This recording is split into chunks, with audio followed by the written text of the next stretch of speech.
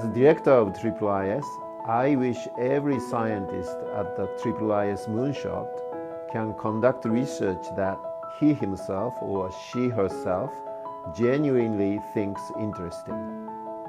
I will continue to make every effort to provide necessary resources so that our scientific ideas are the only bottleneck for research conducted here.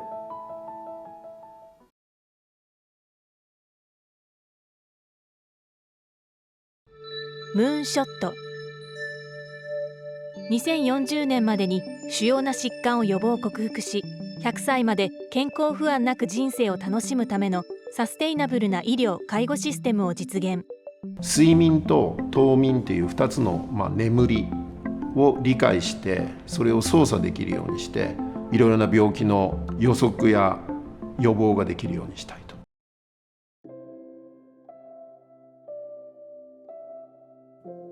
There are many things we don't know about sleep, but one thing is clear: sleep is important.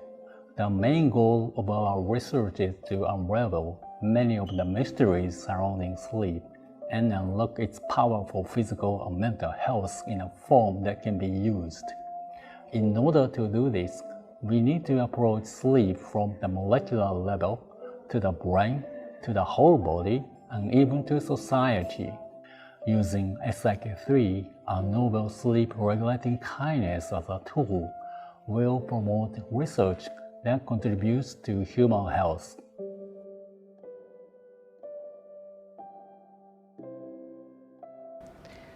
The circadian clock is an important system to determine the timing of sleep-wake behavior. Clock genes mutation causes a circadian sleep disorder in humans, and we have identified clock gene mutations and revealed the mechanism to cause the sleep disorder. In addition to the circadian system, in WPI-IIIS, we are trying to identify a system for attribute of circadian clock. We are now trying to identify a clock neural circuit and the neural mechanism to regulate the timing of sleep-wake behavior and body temperature and hormonal secretion rhythms. So in a daily life, when do you want to sleep? Of course, you want to go to bed at night. But as you know that we want to sleep in the daily life event. For example, when you take a lot of food, suddenly we want to sleep. And also we are so tired. When we're so tired, also we want to go to bed. We want to sleep. In that time, what happened in our brain? So in this project, I'd like to understand what's going on in the brain to induce sleep. How the daily life event increase our sleep need. Our research group focuses on the relationship between sleep and stress. The term stress has a very broad meaning, including mental stress at the individual level and stress brought about by environmental changes at the cellular level. It is becoming clear that stress at various levels affect each other and also affect sleep. With this in mind, our research will focus on two model animals, mice and nematodes. Sleep is a physiological phenomenon that is widely observed among species. In order to understand the mechanism and function of this kind of phenomenon, it is essential to compare the different species and understand their common features. In my laboratory, we are developing the methods to quantify and compare the neural activity, genes, and behavior in multiple organisms such as ants and mice. And we are trying to advancing the neuroscience to quantify the structure and functional minimum unit of widely conserved sleep phenomena.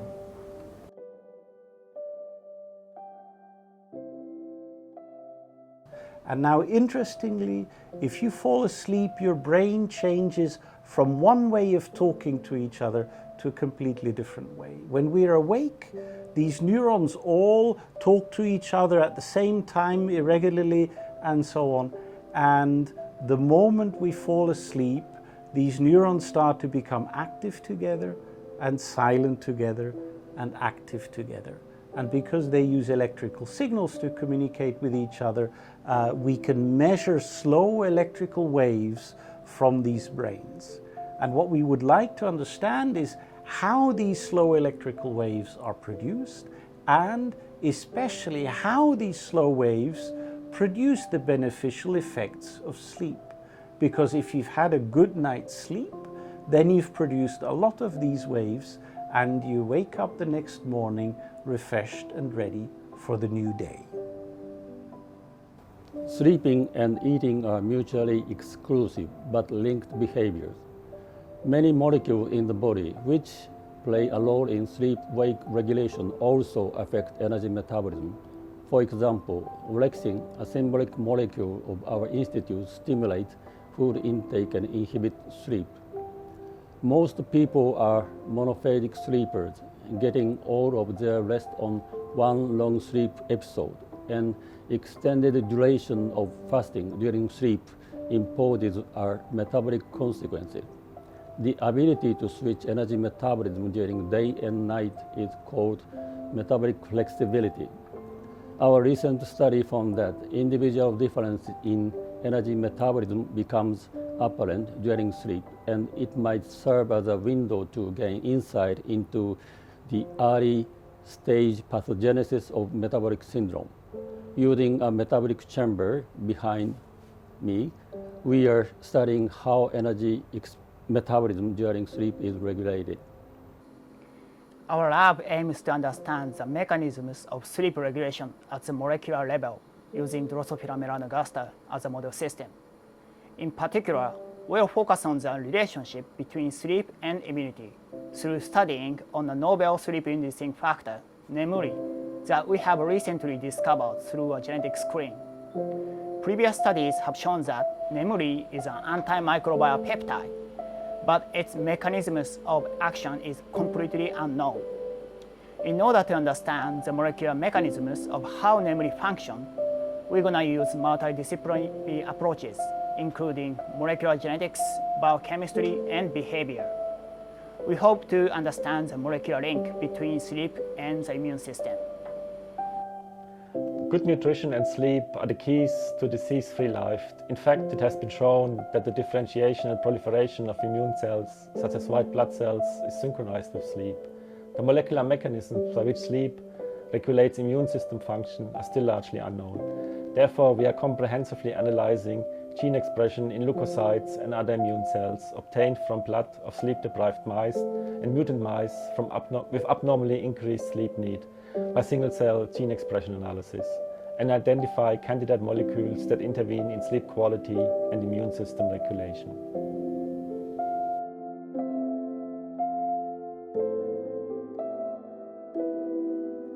We have recently developed so-called short sleeper mice, which sleep just half compared with normal mice. Using these mice, we examine the neural mechanisms to maintain short sleep and the effects of short sleep on the body.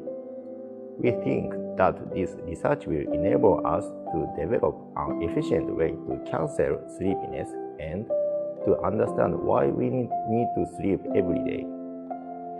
I really want to know why we sleep. To understand what's going on in the sleeping brain, I investigate neural activity and gene expression dynamism across wake and sleep cycles. My dream is to generate mice that never sleep.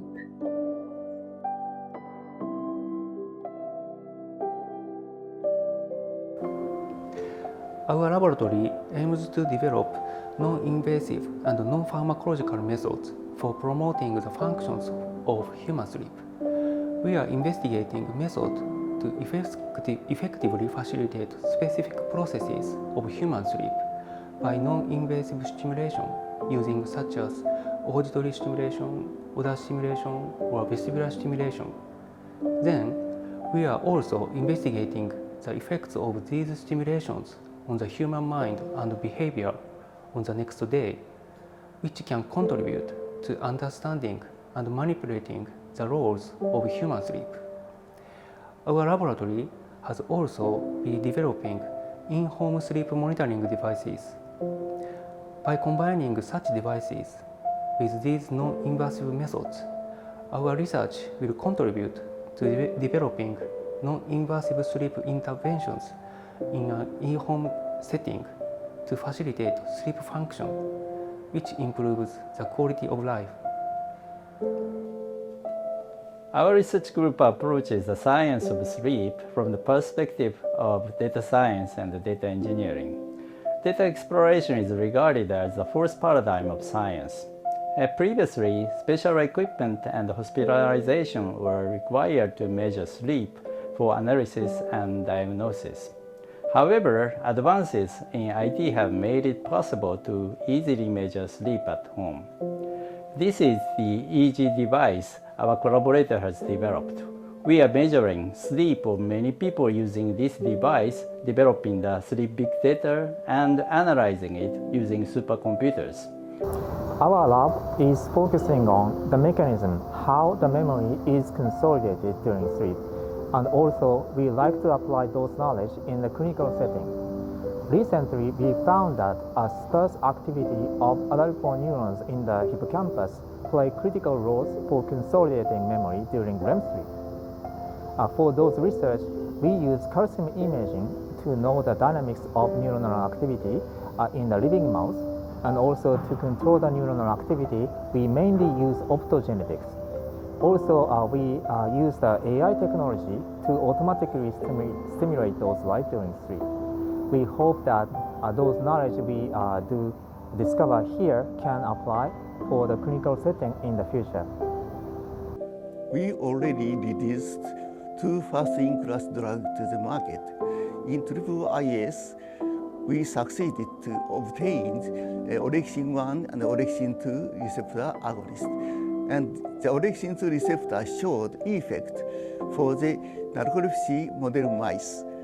And we also obtained the novel kappa opioid receptor agonist and without aversion and sedation.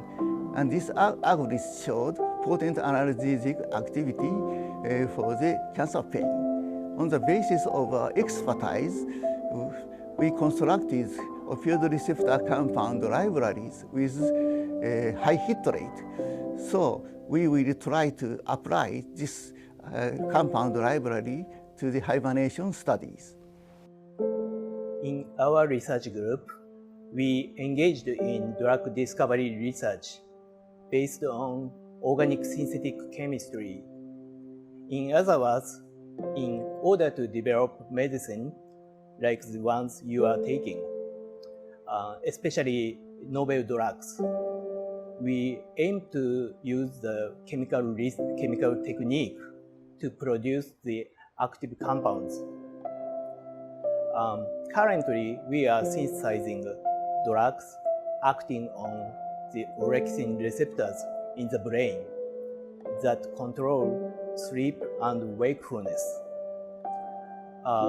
When this drug is completed, it will not only be a cure for sleep disorder called narcolepsy, but will also serve as a new tool for unraveling the mysteries of the biological phenomenon of sleep, which is still largely unknown.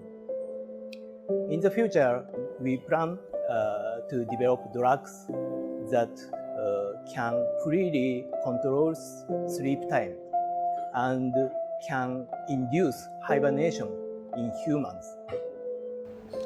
Our group is working on the development of new drugs that regulate sleep wakefulness. We have reported the first orexin receptor agonist that induces the physiological wakefulness, as well as adenosine 2A receptor allosteric modulator, inducing the physiological sleep so far. In this Moonshot project, we conduct further drug development based on this knowledge.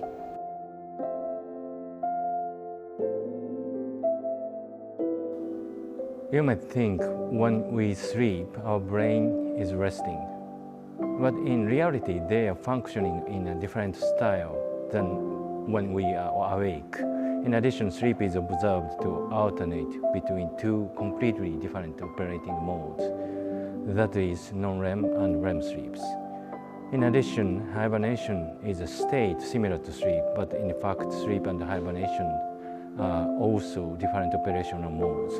In this way, our brain has several modes of action, and we are studying how the brain mechanisms and neural circuit work to switch between these different modes of action, and how each mode, that is sleep, wakefulness, and hibernation, is maintained. We have been measuring CSF orexin levels in the patient with narcolepsy or other sleep disorders for diagnosis. The number of measured samples is now over 3,000. Samples of these sleep-related disorders have been kept as well. Recently, QRFP neurons was discovered to be linked to hibernation. Both Klein-Levin syndrome and seasonal depression are characterized by hypersomnia, which may be related to be a phenotype of hibernation. We are now starting to measure QRFP levels in the Klein-Levin syndrome and seasonal depression.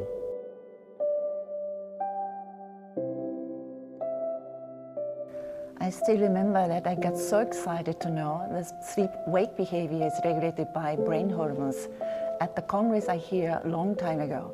Since then, many sleep-regulating factors and genes has been discovered. However, still many people suffer from sleep disorders. We must rescue them. Here in Tsukuba, world-leading experts gather and try to solve those problems.